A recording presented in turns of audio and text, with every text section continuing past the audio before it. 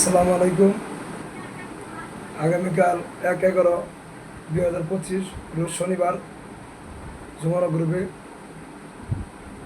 নতুন লোক নিয়োগ করা হবে। Helper, operator, Ironman.